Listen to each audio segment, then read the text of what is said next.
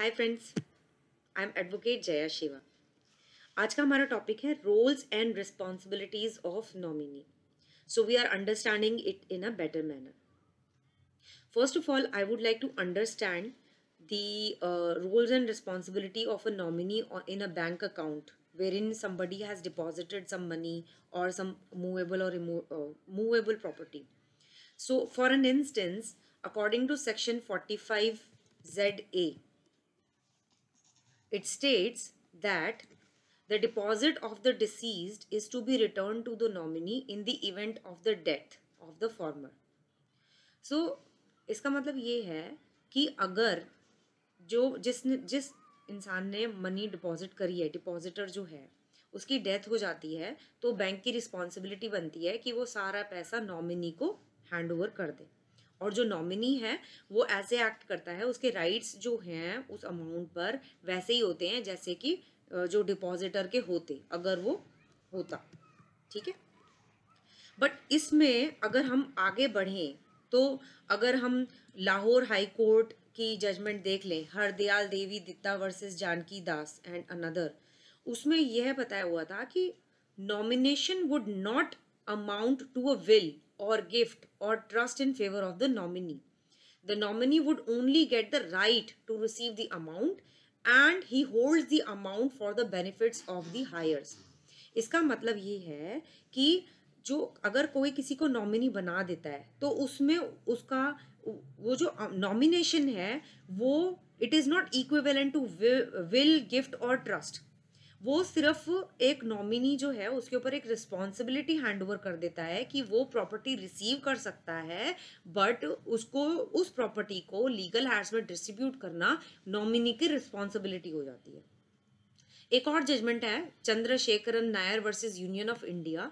इसमें एक और ट्विस्ट है कि अगर नॉमिनेशंस के अलावा कोई भी ऐसा डॉक्यूमेंट है जो कि कंफर्म करती है जो डिपॉजिटर है या जो ओनर ऑफ द प्रॉपर्टी है उसकी इंटेंशन है कि नॉमिनी को ही मेरा सारी प्रॉपर्टी दी जाए, सो जो नॉमिनी है तब इस प्रॉपर्टी को ओन करने के लिए वो एंटाइटल्ड हो जाता है, चाहे वो सेविंग्स हो, एफडी हो या कोई प्रॉपर्टी हो.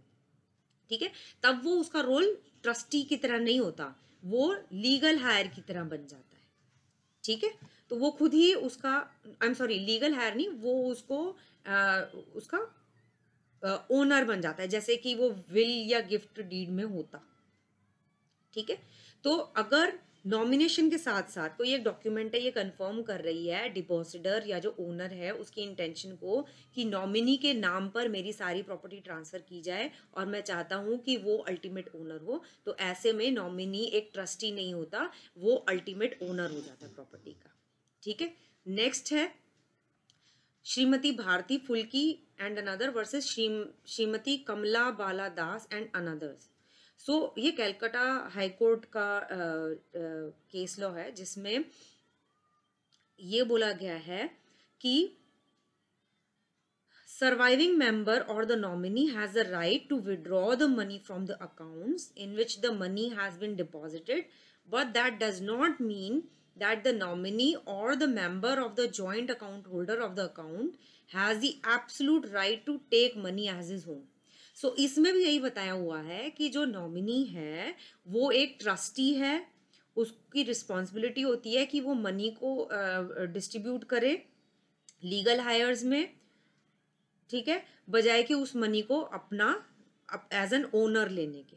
ठीक है, तो आई होप आपको समझ में आया होगा कि अगर कोई पर्सन किसी मूवेबल या इमूवेबल प्रॉपर्टी के लिए नॉमिनी असाइंड है तो वो सिर्फ एक ट्रस्टी है, पर अगर उसी नॉमिनी के लिए एक सेपरेट डॉक्यूमेंट है जिसमें ये क्लियरली मेंशन्ड है कि जो नॉमिनी है उसको मैं चाहता हूं कि वो मेरी डेथ के बाद अल्टीमेट ओनर बने उस पर्टिकुलर प्रॉपर्टी का, तो फिर वो ट्रस्टी ना रह के अल्टीमेट ओनर हो जाता है उस प्रॉपर्टी का.